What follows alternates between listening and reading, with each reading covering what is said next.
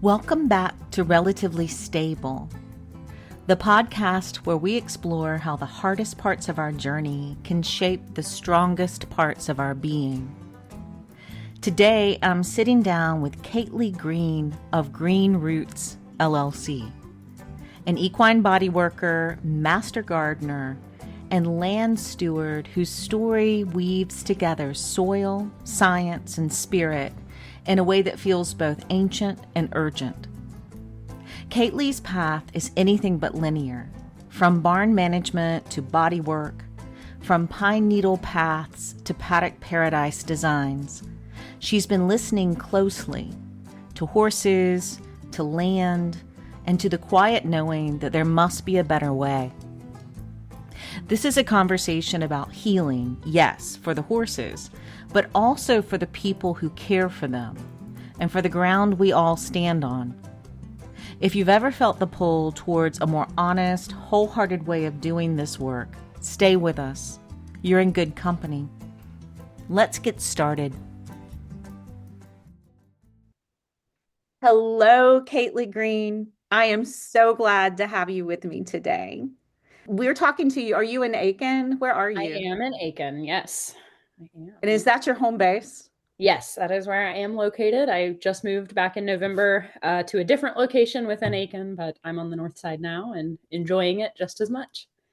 And to give everybody that is not in South Carolina an idea of where Aiken is, I'm located in the upstate of South Carolina, and our farm is in Greenville. And so we're flanked by these two old equestrian communities, neighborhoods, cities, counties. So Tryon is above us, and then Aiken is below us. And there's such a rich equestrian history in Aiken. How did you land in Aiken? Actually, when I moved in Aiken 5 years ago, 5.5 years ago, I guess, I moved for a barn managing position, and my business partner at the time wanted to move to the Aiken area. The sandy soil was a big pull for us because coming from Georgia, Georgia red clay was not conducive with the original goals of injury rehabilitation. And so we moved and knew this was a horse-centric area. So finding revenue and clientele based in injury rehab in a horse city was kind of our best move. So yeah, that was the original story. And funny enough, after I had moved, I realized that some of my grandfather's parents and family used to live here, and still I actually have a couple of distant cousins that live here in Aiken. So it was the small world of Aiken working again, that I have been here before, but did not realize it was the same town. So yeah, it was my mom spent a lot of summers here visiting family, and she talked about the no-see-ums all the time, how bad they were. How far is Aiken from the coast?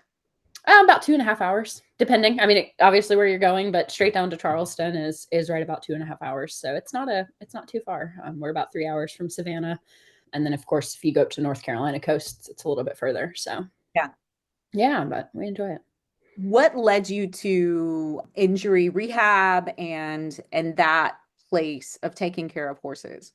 Yeah, that was kind of the original idea moving. And I've worked in horse welfare for 16 years now.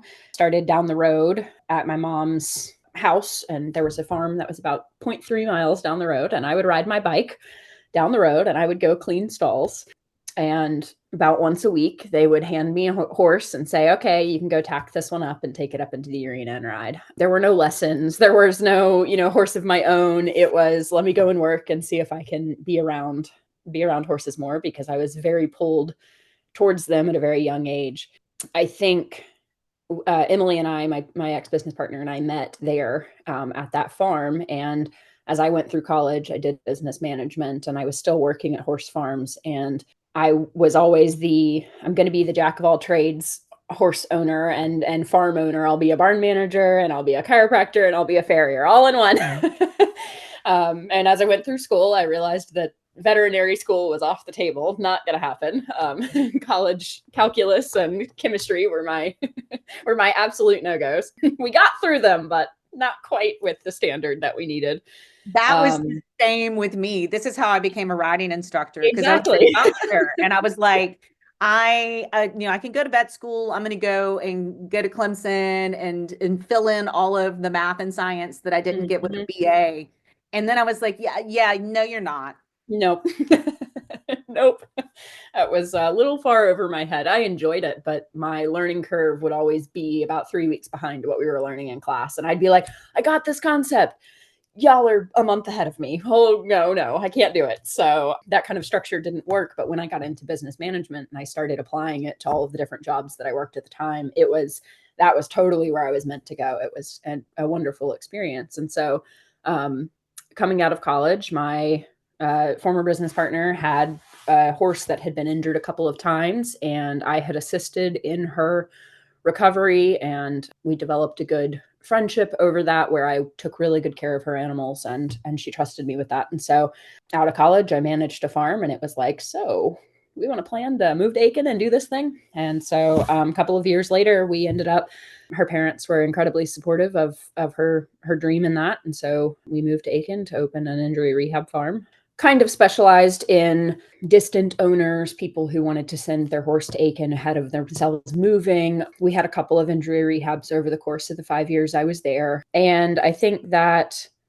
I started my journey on equine bodywork that following spring after we had moved. So we moved in August of 2019, and I started equine massage school in January of 2020, which of course then got dosed with COVID. So that was a a big mess, but we still made it work. And it was truly such a cool experience. I'd always wanted to do some sort of chiropractic, was kind of all I knew of then. And when a lot of people get introduced to bodywork, it's, oh, my vet does chiropractic. Okay, well, you have a form of bodywork. And I got into massage therapy, and I was just like, there are so many horses who struggle in their bodies. How do we help them to find better balance? How do we help them to find a better way of movement, a better pattern, whatever it may be, just better lifestyle in general? Having worked in a lot of different barns over 15 years and doing my own farm sitting business, I also farm sit in a lot of different home barns. Kind of, how are the different setups, and what do people focus on prioritizing chores like? And is clean water one of their biggest focuses? Is fresh hay one of their biggest focuses? Is, oh, you've got to weigh this, is that their biggest focus? There's a lot of different management styles out there. And so I kind of started putting all of these things together, and the injury rehab kind of faded, and it was not necessarily pointing us in the right direction there. That's where I kind of said, all right, I don't think this is for me. And I worked in horse welfare for now 16 years, and I've never owned my own horse.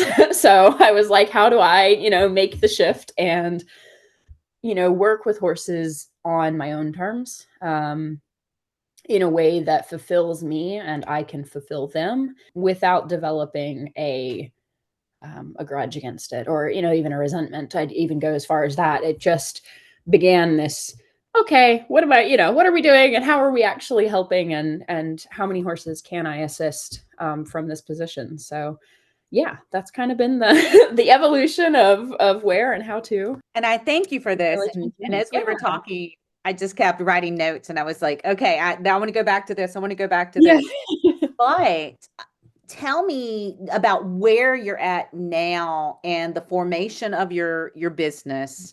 And as we were talking before we started recording, I speak to so many people who want to start their own business, and a majority of my coaching work is with people who have this desire to do something that is very much that has their stamp on it, but they don't really know where to begin. And that's just a passion of mine, is watching people really bloom with that.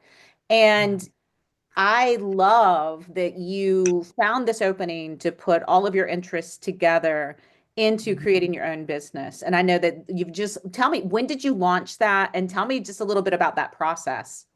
Yeah, so I officially launched Green Roots in November, so beginning of November, end of October. I don't remember. I think it was November 1st was my official hard launch. I had been brewing on that idea for a couple of years, and I knew that I'm very blessed to have a mother who pushed us very hard when we were young. And I watched my mom run her own business, trained marathoners and triathletes, so runners and triathletes. So I was in a very go-getter environment. She organizes races, lots of jack of all trades also. So that was always really encouraged from a young age. Running businesses was also very familiar from a young age. So like I mentioned, when I went through college and I was going through these business courses, I always had a scenario that fit whatever we were learning, whether it was a security company that I worked for, or the races, or doing farm setting, or doing barn management. Something applied across the board, and it helped me to learn so much better. So I had a very good foundation on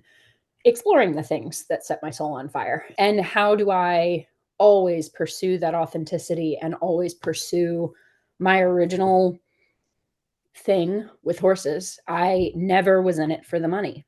And of course, most people understand, being in the horse industry, you're never in it for the money because you can't be. However, I knew that that was something. I was like, horses are meant to be a part of my journey, whether it's I come in, clean stalls just to hang out with them and do chores, or I'm riding, or I'm teaching, or I'm now bodyworking. So that evolved over the years. And when I officially decided to launch my business, I was in a position of frustration with a lot of misinformation and a lot of mismanagement that I see. Not to say that there is a right way, and I don't know everything. There is absolutely no, I never want to come from a place of, oh, well, you need to do it this way. I look at the overall situation. I look at what's best for the land. I look at what's best for the horse, what's best for the owner. If we have a 75-year-old who has 2 retired horses, we don't want to set them up on a track system that's going to increase workload, 40%. So trying to think of what's the best situation. What are these horses used to? Are we setting up in a new situation? Are we setting up on healthy land or unhealthy land? And I'd go to a bodywork session and I'd be asking questions, and then I'd be like, oh, you could try this, this, or this. And people would go, man, you know a lot of things about this. Well, yeah, I've picked up a lot along the way. And one of the benefits of never owning a horse is I've never had oh yeah, that one thing applies to my horse, so that's what I'm going to remember. I go into a clinic or into a dissection or into a learning opportunity, online course. I've attended so much continuing education, and I'm able to absorb as much as they throw at me because I don't have that, here's my one problem animal. I am looking at the greater collective. How do we help the collective whole rather than that one individual? Not that that's a bad thing. There's a lot of people who started their journeys because my why is this horse I was trying to fix. And I love that because I think that gives them such an edge of, I needed to get to the root of it. So I tried all these different things to get to those horses or get to that specific horse. And I love those stories. It's just not what, suited for me. I don't really know where it began, but it was a constant seeking of knowledge and a constant seeking of growth in that. How can we do better? And one of the big things I say is that when we know better, we do better. And it's either we choose not to do better or we do better. So in launching Green Roots, and the reason I named it Green Roots was because I wanted to get to the root of whatever it is, dysfunction, or the root of the cause, or the root of the land. A big aspect that I'm still figuring out how it ties in is, how do horse bodywork and land management go together? We're managing the horses. I don't approach a session as just a bodywork session. I'm a lifestyle check-in. What's going on? What's our diet like? What's our hoof care like? What is our dental like? Are we checking tack? Are we checking turnout? What's our hay situation like? Are we tossing a couple of flakes at night, or are we giving them a net, or are we having them move over here to get hay, or are we going out on pasture? Or.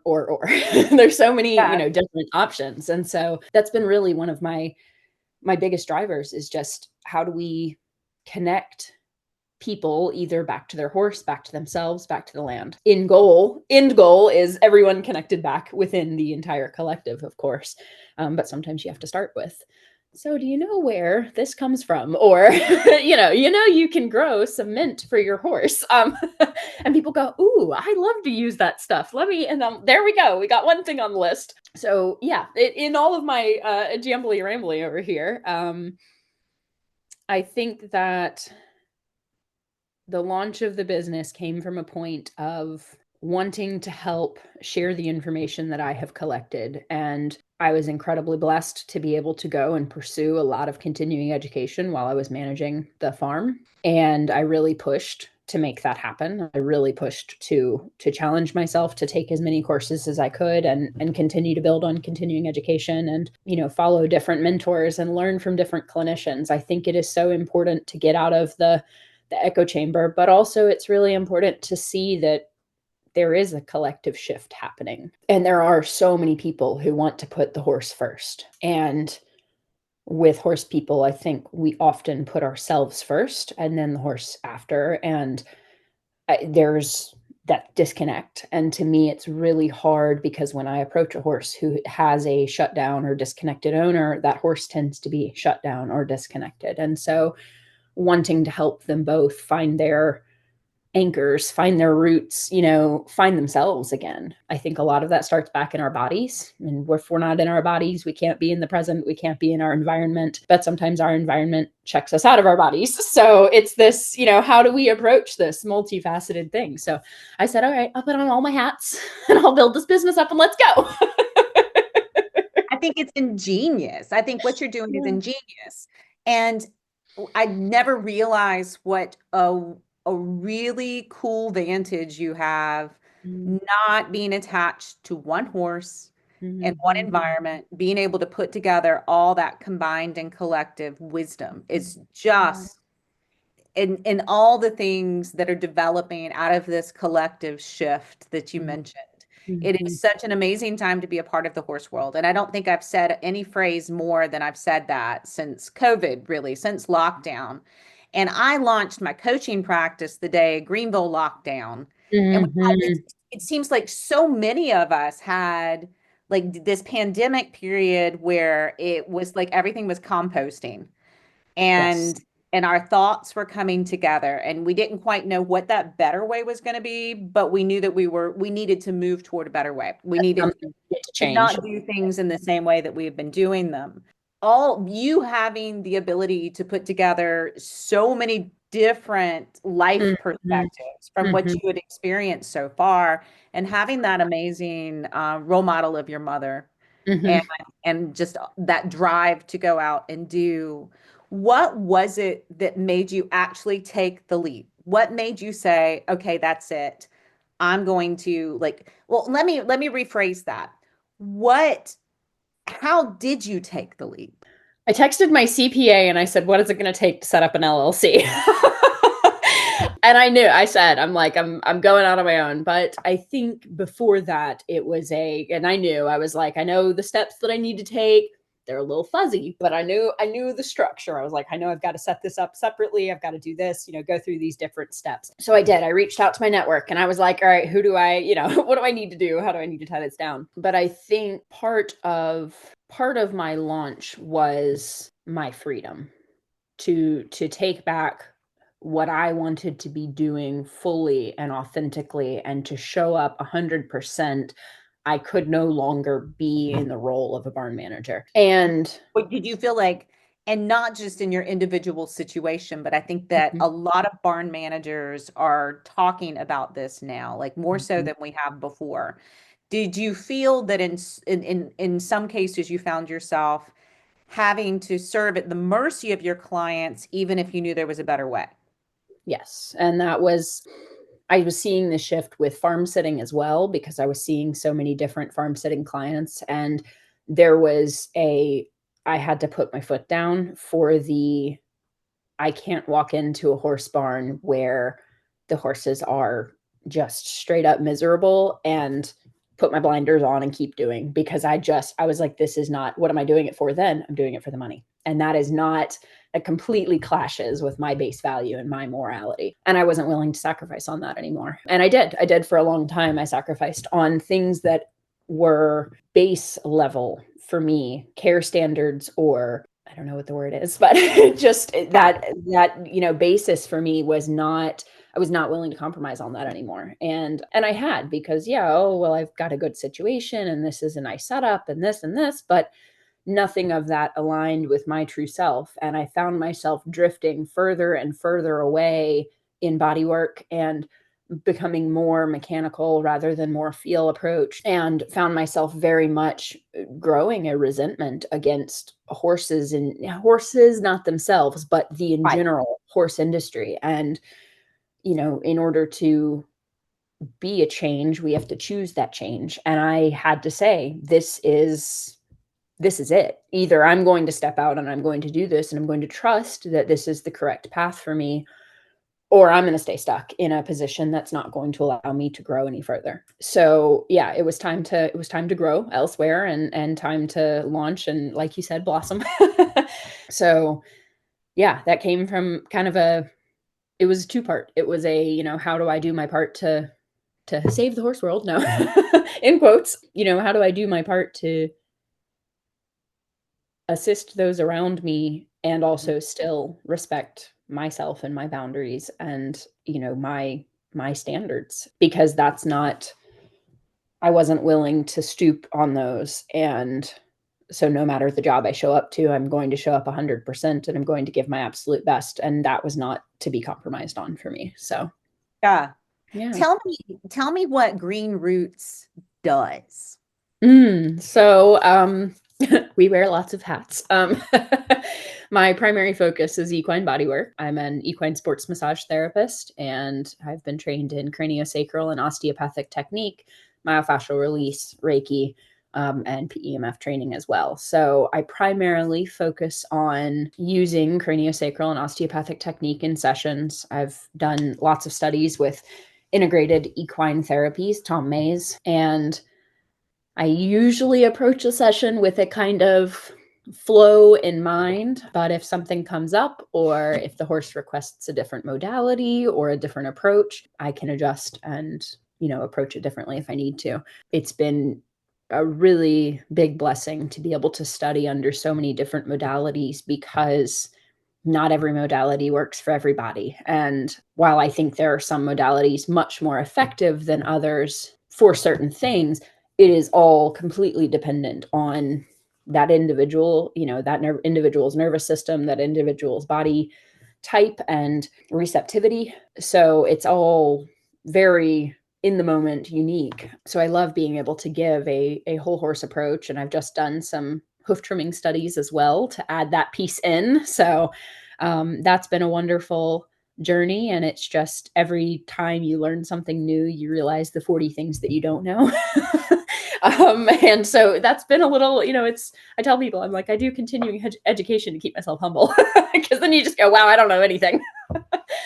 And of course it's said jokingly, but I do. I mean, Yeah. I try to share more information, and I can learn from everyone. And I'm doing another craniosacral course in a couple of weeks. And people were like, well, why are you doing more craniosacral? I'm like, I can always learn. I mean, there is always more to add and more to learn. I don't know everything. I can't even begin to know an ounce of everything. So the horse is huge, that's a massive body to be working on and understand every aspect of. And I mean, I throw out advice on all sorts of things, which I don't really mean to, but I will. I'll say, oh, well, what have you thought about this? And it's like, oh, you know about that stuff? I'm like, well, yeah, here's some land management tips. And so and now just reading your description of what Green Roots offers, we were talking earlier about how we have this amazing ability at my farm to lease 90 acres in the middle of the city, and I don't take that for granted a single day. We mostly have woodland, and we've been slowly putting together a plan. If I was given my absolute choice, we would have our horses out 24/7. As it is, we have a lot of horses with different stories that have came to us through so many different avenues. And we have them in stalls half the day and then turned out half the day. And it has to be a horse that's okay with that. It has to be a horse that has settled into the world of humans and civilization to the point that they're not holding resentment for the way they're kept. And I have a lot of guilt for the way we keep them. But, and this is something that I want to talk to you about in the future, when we're talking about track systems, can you explain what a track system is for people who don't know that? Yeah. So the other aspect of my business is both track system design build and garden design build.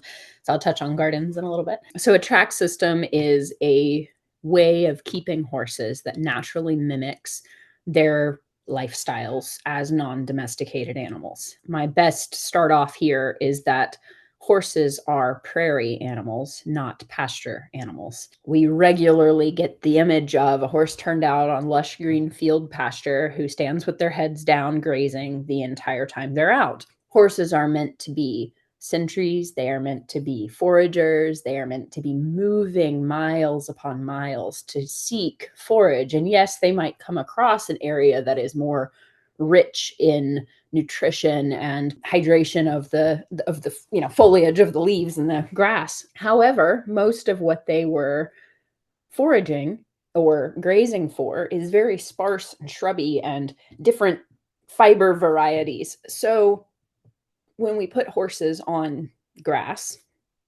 and that's a very general statement in of itself, but when we put horses out on grass, whether it is overgrazed or not, we run the risk of high sugar intake, and horses are not meant to have that level of inflammation and sugar. So for horses that are a little bit easy keepers or metabolically sensitive, overweight, or need to be stalled regularly or kept on dry lots regularly, those are really ideal situations for track systems. However, you have sport horses, you have retired horses with arthritis, you have horses with physical neurological issues that can't quite coordinate themselves, but do a lot better with movement. We talk about movement is medicine, motion is lotion, whatever you want to say, your phrase there, especially for horses, they are not meant to be kept in stalls. And that's a very hard, it would be like if I told you that you were going to live in your office for the rest of your life. Okay, we might get 10 steps of movement, but we're not getting very far. And humans and horses are meant to walk a lot. Our bodies are designed for it, and the muscle tone is better, and our fat percentage is better. Our nutrition is better. Our endocrine systems run a lot healthier when we are getting just that baseline of humans 10,000 steps, horses couple of miles. However, it is a struggle because of acreage, because of land management. People say, well, horses are supposed to have grass. No, we have hay. We do forage. So an enrichment setup style kind of, we call it a track system. Some people call it a trail system. It's not necessarily a riding track or a riding trail. Originally, there's a gentleman, Jamie Jackson, who came up with the idea kind of and pioneered it with paddock paradise. And paddock paradise takes the perimeter of whatever your pasture is. If you've got an acre pasture, you put a perimeter fence inside of your exterior perimeter fence, and you turn that 8-foot section into a track system for your horse. People will till, they will scrape, they remove the grass in some way. Sometimes you get fully surfaced tracks, which are of course the dreams of everyone, but you work with what you can, and you provide movement. So we are giving them a lane to move down, and you set up enrichment stations. So I'm going to put a hay station, on the opposite end of the track from the water. And so I'm going to encourage them to walk to their hay. And while they may park at the hay for a little while, then they're going to be like, oh, I'm thirsty. Let me walk back down the track and go to my water. And this prevents from the sweet spot grazing, where horses will go out in a giant field, but they know the exact spot where that grass is short and it's much sweeter than the tall stuff that they should be grazing, that we would love to see happening, but that is not how horses work. They're like us. They are, absolutely. And of course, you don't want to chew on the stimmier and the less sweet carrots. You want the really sugary, sweet, short carrots. And so we're going to go over here and eat the sugary, sweet, short carrots. So that's definitely a big pull for track systems. And on small acreage, it works really well. It also works really well on large acreage, of course. But there's so much variability and possibility with track systems. One of the first ones that I installed was through a pine forest. And how do you preserve the local microclimate ecology? How do I protect those pine trees best I can without disturbing their root structures, without disturbing the wildlife that beds underneath them? How do we still utilize the space for the land where this specific client had 2 horses that were living in a dry lot 24/7? And it was a large dry lot, but still, she was like, they're bored. They play with they play bitey face with each other, and that's about it. And she sets her hay up in different locations, but there is really only so much you can do. And so we turned the pine forest, about an acre of land, into a fairly extensive 2,000-foot track system, and it loops back on itself, and they have 6 different hay stations, and they go running around, and there's logs around the corner. It's a really fun design, and we used the land where trees had already fallen or where the trees had maybe been cleared in the past. There was some sort of an old trail going through that still required a lot of work to get there, but you could see it. And, I walked around with my client the first time, and I'm like, oh yeah, you see this clearing through the trees here? And she's like, no, I don't see it at all. And I'm like, okay, I do. So there's a lot of things about like reading the land that, I don't know, I think is a common thing, and apparently it is not at all. This is where we need you. We need you for a lot of things, but this is where we need you. We need your eyes. Yeah. So it's been really wonderful to be able to introduce track systems to people and discuss just the possibilities. I mean, sometimes it just gets someone thinking on, oh, maybe I'll put my hay in a different location and see how much more they move. Or I'm going to pay attention a little bit more to how much my horse does move out in the pasture. Do they move a lot, or am I just thinking because, oh, they pick their head up, they move to another location, they drop their head and they start grazing again. So it's really interesting. Are we in a herd of 3? Are we a single horse? Are we looking at a big herd? I've got a gal who wants to build one for like 15 horses, which is wonderful, but it's how do we manage everybody and make sure nobody's fighting? And I mean, there's so many nuances to it, but it's a really wonderful management style for so many horses and for many owners because it keeps everything contained. You're not hiking all over your pastures picking poo if you do that, or dragging all over the pastures and tearing up the grass. It helps better support the land sustainably. You can grow your grass better, and then you can still use the grass for grazing. You can cut it for hay. There's so many different implications that come from leaving that space from being overgrazed, as horses tend to do. So, and when you have a paddock paradise type system, how often would you be letting the horses have access to the grass that's some people do it nightly. It really depends on the horse. It depends on their sensitivities. And it also depends on the stage of the grass growth. So when I advise people putting horses back on grass, it's once it's grown above 4 or 5 inches. You want it to be really tall, mature grass. When grass is short, and we might think this is 4 or 5 inches, which is not, when the grass is still really short, it's much higher in sugar. And so depending on your times of the day grazing, I believe your early morning is safer, and then late overnight is not safe. Afternoon is not safe. I can't remember. I always get them backwards. So hopefully that was correct. But depending on that, when you're mature grass, some people will put their horses out overnight on it, or sometimes in the morning for a few hours. It kind of depends. And it depends on what the grass is telling you. Is it tall enough, or are we super scrubby and still really struggling? Good. We need to give it another month at least, allow it to recover, because also recovery from overgrazing is a really long and slow process, because you're building back up your soil microbiome. You're building back up your plant biome. Monoculture crop is going to make it a lot slower. So introducing multi-species, this is another thing I'd love to dive into, is the using like native grasses. And I want to make a list for horse owners. I have not done this yet, but I'm in the works with my local extension office. I'm going to interject for just a second and say, because what we inherited at our farm, what we work with mainly dry lots, is land that has been continuously used by horses for going on what I feel like probably about 40 years, maybe 50 years.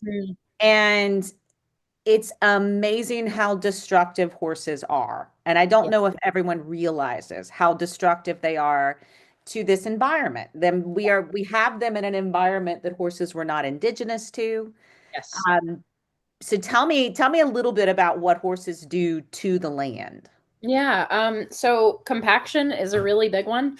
Horses are heavy animals, and they have very rooting feet. So they tend to dig, horses looking for more forage, more fiber, more minerals. They'll dig holes in the land, and they compact areas. Of course, they have their rolling pits. I know everyone has their infamous, whether it's mud or sand, or their dirt pits that we all know they love to wallow in. Their poop doesn't exactly add back a ton to the soil. It does. I mean, it can be, but a lot of people remove horse manure. See, one of the problems we have I say problems, one of the concerns we have in Aiken is that sandy soil does not hold organic matter.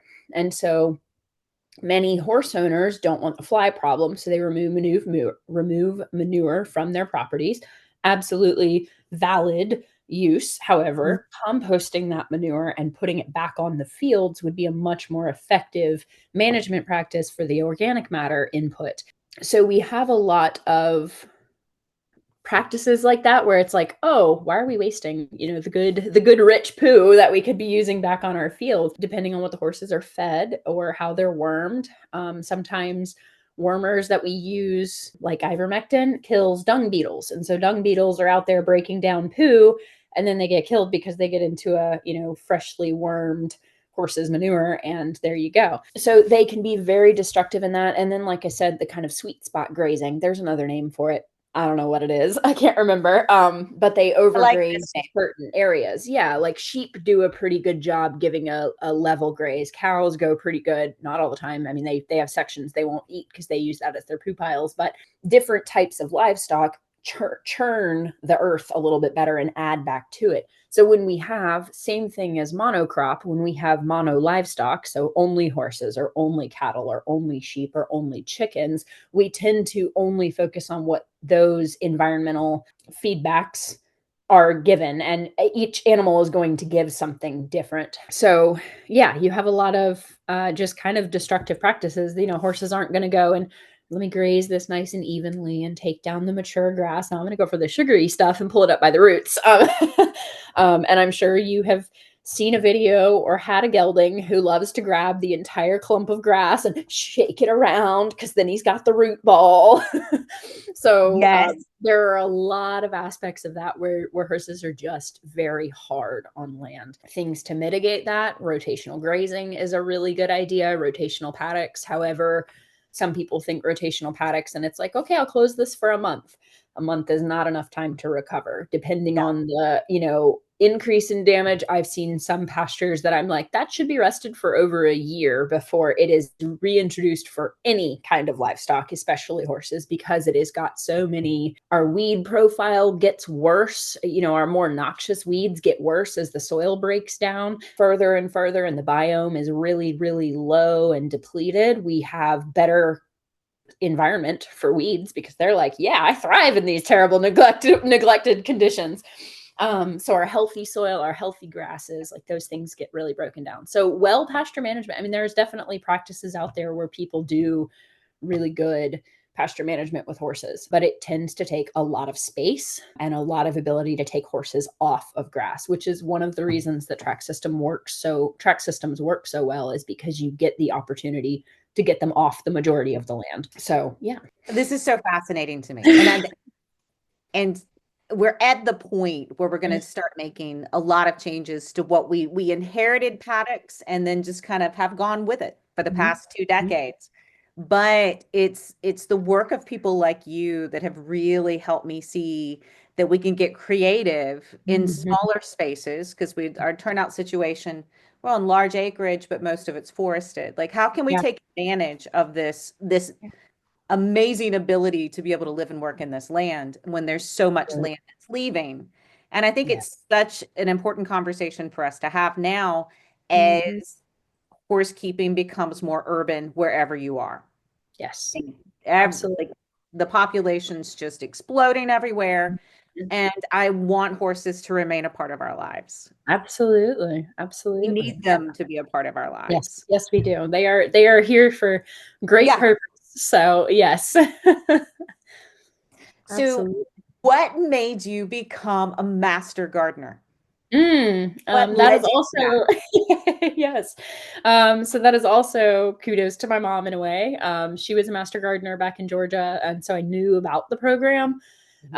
When I moved to Aiken, I was looking for ways to get involved with the community, and I can vaguely remember I was sitting at the kitchen island and I was like, I should look at the master gardener program. And sure enough, I did. And they had a class coming up. And so I signed in, put in my deposit, and that was also in the year of 2020. I should have been a 2020 graduate, so I should have my 5 years, but I don't yet. We officially graduated in 2021 once everything opened back up for volunteering. That was the big deal. But right between college and moving to Aiken, there was about 3-year period, 4-year period. Yeah, 3-year period. And I worked for a company called Plant Partners Incorporated, and they set up the plant displays at Walmart, Home Depot, and Lowe's, depending on the contracts they hold each year. Those are generally the stores they service. So I worked on our local Walmarts and I set up plant displays. And you got these giant cart orders come in and you'd unload all of the carts and you'd put them in the specific location based on pricing, based on what it was, perennials or full sun or shade or I don't know, trees, shrubs, tropicals, all the things. And before that, I would have called myself a brown thumb, not a green thumb, because you could give me a plant, I'd look at it and be like, yeah, no, it's dead. I couldn't keep anything alive to save my life. And I didn't really have that desire to do so. And working with those plants every single day, I learned a ton because you'd get to reading tags and you'd go, oh, I like the smell of this one, or oh, this one's pretty, or no, I don't really like that. That makes my skin itch, whatever it is, had all sorts of weird little things. And I developed this curiosity of like, oh, this is kind of cool. And the people I would meet and have conversations with, and oh, you're putting in this type of garden. Oh, well, those plants might work. I don't know. I've never grown them, but this is what I see. Mm-hmm. And so then, of course, we'd mark down some plants. And so I'd take home the clearance ones that looked terrible and I'd try to rehab them back to health. And it'd be like, oh, we made it a little ways. This is my obsession. Oh, yeah. I thought I was a brown thumb until I feel like realize you have to kill a lot of things to get to Master Gardener rank. That's the consensus between us. So yeah, when I moved to Aiken, we moved on to about a 12-acre farm, and there was very generic landscaping, but nothing much else than that. And I had permission from the property owners to kind of do what I wanted with the landscaping. So I was like, cool. Let's go. I'm going to start growing whatever it is that I possibly can. So I found a couple of local nurseries. I started the Master Gardener course. And the Master Gardener course is run in, as far as I am aware, most of the 50 states. I'd have to look if there are any states that are excluded from that. But what is a Master Gardener? So it's a program through whatever the local university is. South Carolina is Clemson. UGA does Georgia, NCSU does North Carolina. Those are the only states that I know of off the top of my head. So they organize a Master Gardener volunteer extension program. So we go through I believe ours was 16 weeks, how many ever hours of a class where you train on how to give better advice to the general public as volunteers of Clemson University. So a Master Gardener is a volunteer position. We help with community outreach in relation to gardening, and we use information that comes from the university. So it is all scientifically backed. It's not the put, I don't know, magnesium, salt, Epsom salts under your plants, something like that. That's not technically scientifically backed. So we try not to advise things that are just kind of hearsay or mom and pop myths. And we do all sorts of community outreach. We have a lunchbox event. We do plant sale annually. We have school gardens that we go and advise on. We have tons of speakers from the group of us, our association that provides talks for local garden clubs and high schools and whatever else you can think of. We try to get involved. So we're involved with Earth Day and garden tours around Aiken. We have an Ask a Master Gardener event. We do a Rent a Master Gardener event. We have a lot of really cool opportunities with our group, which is really just wonderful. And it's so cool to be able to give back to the community that has been so cool for me to join. So it's a lot of fun. I am one of the youngest Master Gardeners. A lot of people who do the Master Gardener program are retired, and they're like, we don't have time jobs, and I'm like, okay, I'm finding the time. But that's what I do. So yeah, that's been a wonderful program to get involved with. And yeah, that was definitely some kudos to my mom, just because I knew about the program through her. But I did not move to Aiken with a desire to do it. I just was like, I got here and I went, maybe I should get involved like this. Let's do it. Yeah. So, And so garden planning is a part of your work with Green, correct? Mm-hmm. So that was part of it. Was I built out at least 13 gardens at the farm that I was working for, and it just kind of became really fun creative outlet for me. And like I said, helping people to connect back to the land that they're on is something that I'm really being pulled towards. And there is more to that. I don't know what it looks like yet, but I am definitely being pulled in that direction. And so helping people to find enjoyment in their landscape or productivity, if they want to grow vegetables, if they want to do foodscaping, heck, if you want to have a blueberry bush, I'm like, yeah, let's do it. Let's put it in the best place and get you all the blueberries you want. Like, absolutely. I love that stuff because it's such a cool way to connect back to our food and connect back to the land and really to recognize and honor the land for everything that it provides for us. And I think that's been a big lesson for me that's been coming up is how do we truly honor how do we reciprocate what we are given? And how do we give back to what we are given? Because so much of the earth is given freely. And I say that in quotes because nothing is free. However, there is not a lot of reciprocation to the earth. And I'm recognizing more and more where I want to be more mindful in installations. And while I focus on the land and I pay attention to the water layout, where's the water coming through the land? Where's the sun moving? And what trees are going to block us? Or what roots might be here? There's still so much of an aspect of how do I connect human to land and not just this, I'm going to come install you a pretty garden and, woohoo. I want them to be involved. I'm like, come dig some holes with me. Let me teach you what this plant is. Like, you may not care, but I do. And I'm going to tell you about it. So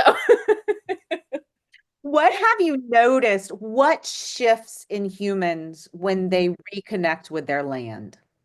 I think there's an appreciation to stop and smell the flowers. It's so fun. When I went, and this sounds very unrelated, but I promise it will be. I took myself to London in 2022, I think. I don't think it was 2021. I think it was 2022. I went to London for an art exhibition. And I'd never traveled outside of when I was 3 months old, my parents took me to Mexico. That doesn't count. I don't remember any of it. So I had not traveled out of the country. I have been at that time, I think I had been in 46 of 50 states. So I've traveled extensively around the United States, but not out of the country. And so I wanted to go for this artist that I followed. And I was like, you know what? I'm going to do it. I'm going to go by myself to another country and make it happen. And of course, English speaking country, very easy, adjustment, and the travel was fine. And I got there, and the first full day that I spent, I was kind of wandering around and I'm like, what do I do? And I had kind of my game plan and I'm going through, and I stopped and took pictures at a bunch of flowers in a garden because I was like, ooh, these are so pretty. And I turned around to apologize for me stopping. And I was like, oh, I'm by myself. I can take as many pictures of flowers that I want on this trip and no one is going to complain or fuss. I went to so many gardens. I have an entire album on my phone, London flowers, because there were so many beautiful things in bloom. And I made an entire thing. I was like, no, this is lovely. I like all my pictures of my flowers. So that alone, recognizing little plants that grow in, halfway across the globe, I was like, this is so cool to be able to see and to relate to this and be able to stop. And there were so many things in bloom. It was it was May in England. So it was a gorgeous, gorgeous time to be there. But still, it was so fun to have those little moments. And then again, I met people while I'm standing in the gardens and I was like, yeah, no, I'm from the United States and this is so cool. I'm like, look how much stuff you guys can grow. This is amazing. So the land connects us. It does. It absolutely does. And it's, you can appreciate a flower and I can appreciate a flower and that person can appreciate a flower and it's a flower. And it's, this is something that the earth has produced for us to enjoy. And I think that that's and for the bees to enjoy and for the pollinators and for, all of the wildlife. And I'm going to tell this story over and over and over, but I've never purposefully created a flower garden until last year. And when I discovered that the bumblebees slept in the flowers, they nap in the flowers. I was like, I have lived and worked outside my entire adult life, and I didn't know that the bumblebees slept in the flowers. It was amazing. Yeah, it's so fun to realize. I can remember being a little kid, no idea what age I was, and I would sit in our yard and sit on the lawn, and I would watch all of the little ants and the little bees and the little whatever they were climbing around, and, it's like a city beneath our feet, and having that, you just recognize like, "Oh, yeah, it's a pretty flower," but the closer you get, you might see a little crab spider sitting there waiting for the next unsuspecting fly, or, you see little bees feeding, and it's so fun to watch and to experience. And even when I introduce a client to a new plant, and I'm like, "Hey, look at this fun little thing." And then later I'm like, I see them again and they're like, "So I haven't stopped seeing this plant." I'm like, "I love it. Great. Aren't they pretty?" And I was driving along with a friend a few years ago and I'm like, "Hey, by the way, those are elderberry plants." And every time we would drive by, elderberry, elderberry, elderberry. And then I'd get a call from her later and she's like, "So blah, blah, blah, elderberry." And I'm like, "Oh, yep, good job." You spotted one. And it just brings our awareness back, right? So many of us live in we're locked to our computers, we're locked to our phones. We don't know, we don't know what this glowing orb outside is. And it's like, hey, so the sunshine, you're basically a houseplant with complicated emotions. So go outside and get some sun, please. Yeah, it's really it's so neat to watch people have the realizations about whatever it may be in, I guess, in an insect, in a plant, in a flower, even something they might be scared of, like, "Oh, I don't like spiders, but that one's kind of cool." Those kind of things, like that appreciation. I think there is just such a world outside of ourselves. And so being able to recognize even the smallest aspect of that world, I think is just super, super cool. So, What would you tell someone that was living in an apartment mhm. that didn't have access to a personal lawn to play with? Where would you tell someone to start? Container gardening is a great option. And I think that, there's a lot of people who have made those inside grow kits for like herbs. And that's a fun way to do it because you get to put seeds in the ground and watch them germinate, even if it's not in the ground. You're putting them in some Yeah. dirt and then you get to water them and you get to kind of baby them. Having houseplants, I know a lot of people are like, "I kill my houseplants." Well, sometimes you just have to learn to listen to the plant. Are they wilted? Then they need water. Are they yellowed? You probably have drowned them. um, there are things where we want them to be kind of passive, right? It's like getting a pet rock versus getting a pet dog. Your plant is a little closer to your dog than it is to your rock. You don't want to pamper it incessantly, which I hope most people don't do their dogs, other than, Gideon. You must pamper him all the time. Yeah. Yeah. The new But kit definitely yes, gets greater than all of us. Lisa Yes. is great. But it requires a little bit of attention and it requires a little bit of some check-ins and how is our Yeah. soil feeling and or do we have any bugs? Are we turning yellow? If we lose a leaf, that's okay. If it's the only leaf, okay, we might be struggling a little bit. So, and it's I don't know, it's so fun. And then you find the things that you really enjoy growing. Oh, I grew basil last year and it did really well. Great, do it again. Yeah. Absolutely. Like you don't have to try a new thing. Do the basil again. Or try something next. Try something else. Do your basil the same way and then try some mint. And mint will go anywhere. Mint will go crazy. Buy a mint plant. There's my advice. Buy a mint plant. I killed mint once. Oh my and gosh. and now I have not. My obsession this year is, well, in last year into this year has been like learning to save seeds. And it's Mm-hmm. mind blowing to me that seeds are produced. Like something so basic. Yes. The seeds, you don't buy seeds. They produces the seeds. Being able to Mm-hmm. identify them, to dry them, to do those sorts of things. And I'm Yeah, excited to see what yeah. happens this year. And we're No, that's such a wonderful adding journey.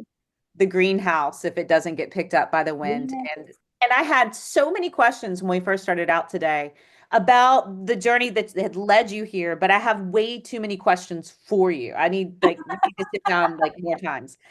But tell me about how this path in your life has contributed, has tell me about how this path in your life, if you can tell me about how the paths that have led you to what you do now, Mm-hmm. have they helped you overcome? Have they helped you heal? Mm. Mm. Yes. Definitely has been a lot of, yeah, this took a lot of self work, being able to step out on my own and really for the first time in I have run small businesses, I have been a part of small businesses, I have owned small businesses, but it has never been my primary source of income. So to step out fully and like I said to people when I turned in my resignation notice and was like, this is what I'm doing, it was a full commitment to myself. And it was a full jump. I'm opening up, let's go. And let me tell you, the universe opened back up with some abundance. So it was absolutely a right move and right time and exactly where I needed to be embraced. But it has been a huge learning curve. I mean, there is so many things that you think about, but you don't actually think about going on in the background and learning to find better balance and learning to be better accountable, holding myself to a higher standard, even higher than I had been, making sure that I am, following through and building that rapport, whether it's therapeutic rapport with my horse clients, my, bodywork clients, or building a client rapport with garden people or track system people. You don't want to just show up, do the job, yes ma'am, yes no sir, and go. It's really about building that kind of relationship. And I think that the challenge in knowing where my boundaries are and understanding what I can take on versus what I would like to take on, but I'm not ready for yet, and recognizing there's just such a collective human experience and we are all on such a similar journey, but we all have to find our own way there. And so, having that empathy for others in their journey, but also recognizing where, okay, our journeys don't go together anymore. Or, I'm happy to support you on yours, but I've got my own to do. So those kind of shifts have been really interesting. And I think think it's so hard for people. It's so hard for people to actually lean into the belief that the end of something can lead to the growth of something else. Yes. Yes. And so it was when I started discussing leaving the farm and leaving that management position after 5 years, I mean, it was a huge shift for me. And it was a very needed shift. And I've had a lot of people who go, wow, you're so happy. And you're so much back to Caitlee that we knew many years ago. And I mean, there was a massive shift for myself. It was a huge relief to step away from that expectation I had set for myself in a position that was just no longer fitting. And so being able to, I don't know, release that and just step into that deeper authenticity and really step into something that drives me and pulls me and is like, I have to continue on this path.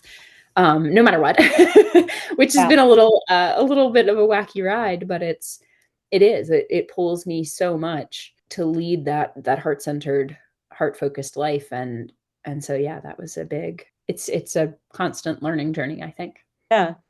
Mm-hmm. What advice do you have for anyone who may be listening to this that are struggling to move forward on a path that they're being called toward? What would you say to them? Planning is absolutely necessary.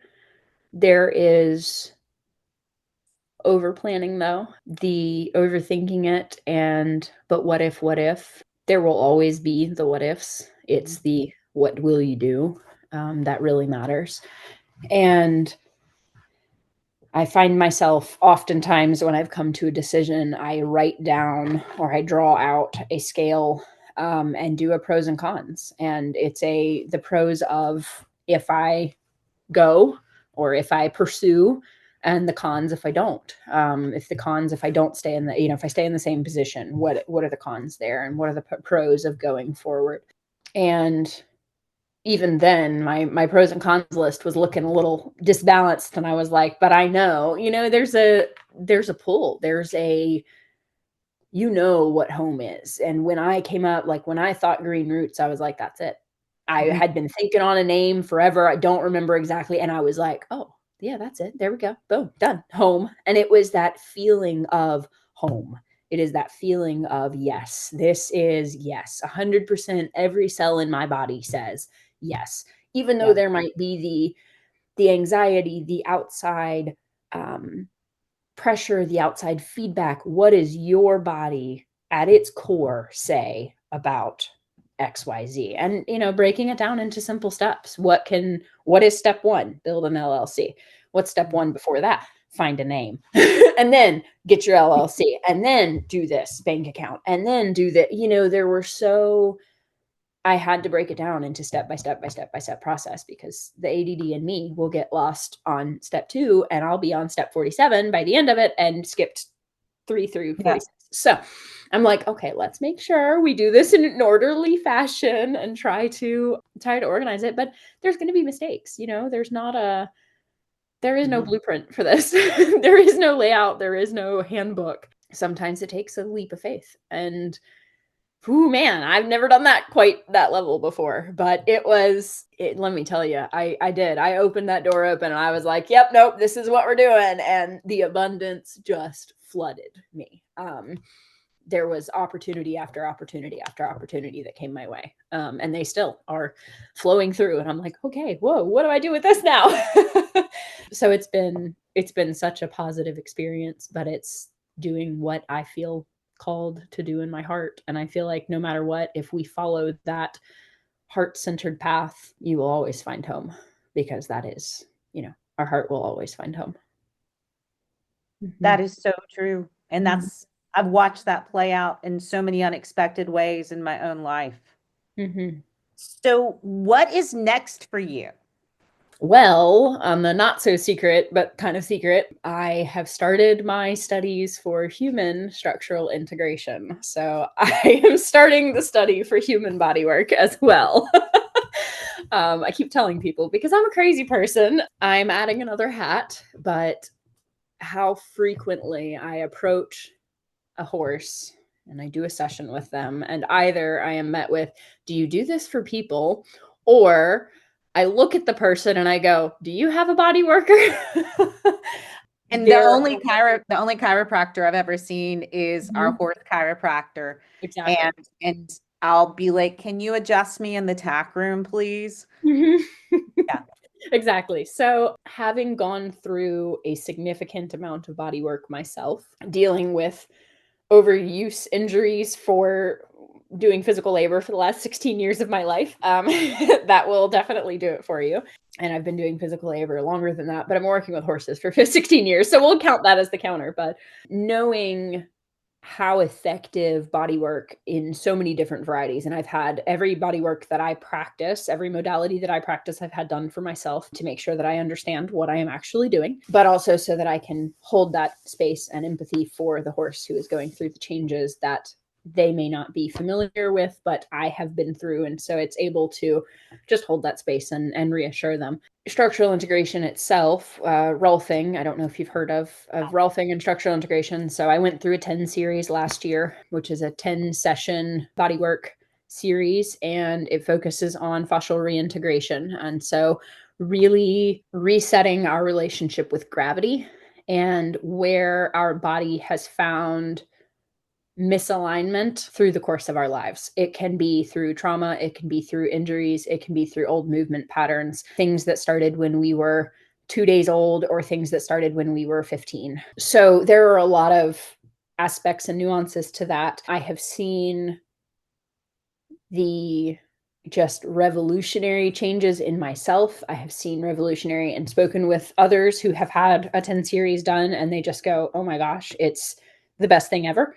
My body reorganizes itself a lot faster. I recover from injury a lot faster. My general understanding of where I am in space and time is just so much more on point. And I truly feel like I am working from a balanced body rather than ooh, that hurts today, and ooh, that hurts, and oh no, I can't, yeah, no, can't do that either. And I still have days. I absolutely have been dealing with chronic pain for a long time because I've used my body a lot and not correctly for a long time. Yeah, it's a very common, and in horse people, man, every person you talk to is like, yeah, I broke that arm and never set it correct, and this, and I just walk this way now. And I'm like, oh, okay.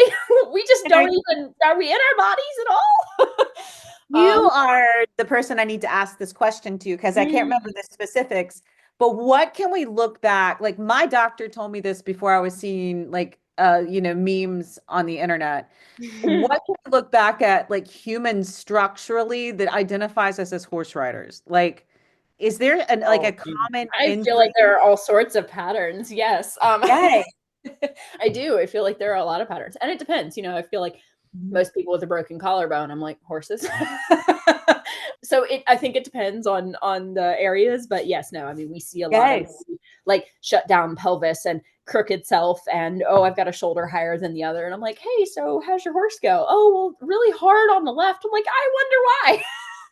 I'm like, so can we straighten that? No, okay, no, we can't. Really can't separate. If the person wants to help their horse, they've got to help themselves. Horses will mirror them day and night, and horses will pick up and show us. They do. They reflect us back and forth. And I mean, I will have horses who shift themselves in a session because I am off center in my own body. And I go, oh, I'm sorry. Hang on. Let me stand up correctly. And they go, okay, thanks. Oh, okay. Now we're back in balance. I'm sorry.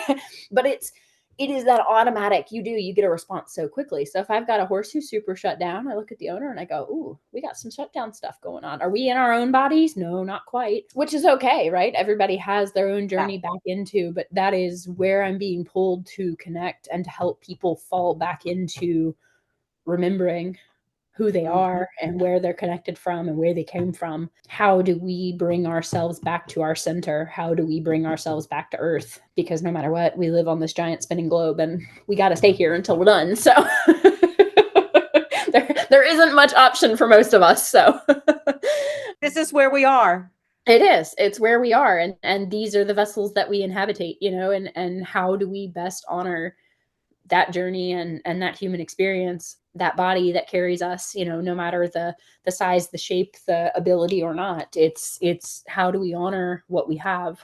So much, we talk a lot about how much our words mean and how meaningful what we say about our bodies or about our planet or about our animals affects them. If I have someone who may be a little more nitpicky or negative on a horse, I ask them, what are 3 things you love about your horse? And watch the energy shift in a session like that. It is so magical to witness the power of word alone, but that power of connecting. I have to think about, oh yeah, what do I love about this animal? Hold on a second. I have to connect back into that space of love.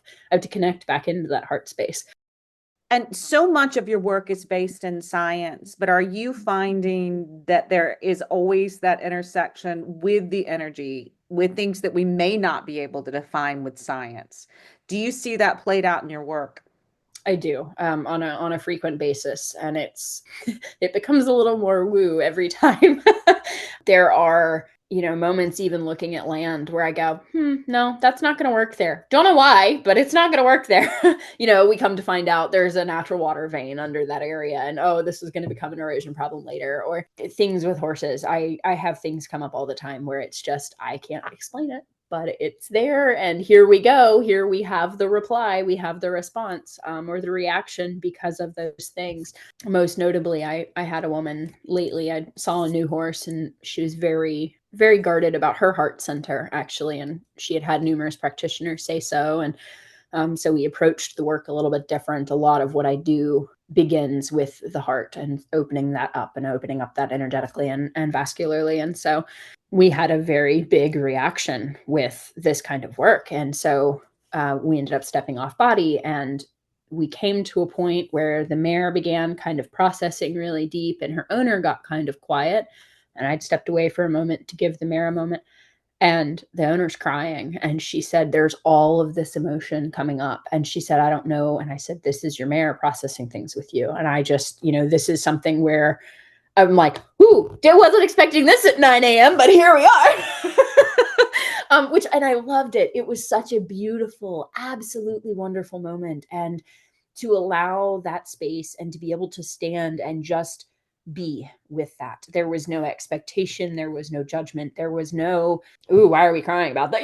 Like what? It was a just, wow, there we go. There is the movement from the horse facilitating this release of whatever catharsis it was and whatever emotion. And we didn't need to unpack it. That's not my job. That is, facilitating and holding that space is where I, hold myself best. And so that was such a fascinating moment, but I couldn't tell you what did it. I couldn't tell you the exact, moment of what shifted and what I felt the shift with my hands, but I do not know what it was that we let go. And the horse didn't allow me to be privy to that, and that's okay. Sometimes I'll become overwhelmed with an emotion, and I go, whoo, where's this coming from? Okay, this is not mine. You're sharing. Thank you. And so sometimes it's a call to share with an owner. Hey, I'm having this emotion come up, or I've had this image come forward, or this, certain feeling, or sometimes I get a color. It's so dependent. Horses, the way they want to share is it's so unique for them, but they have such an ability to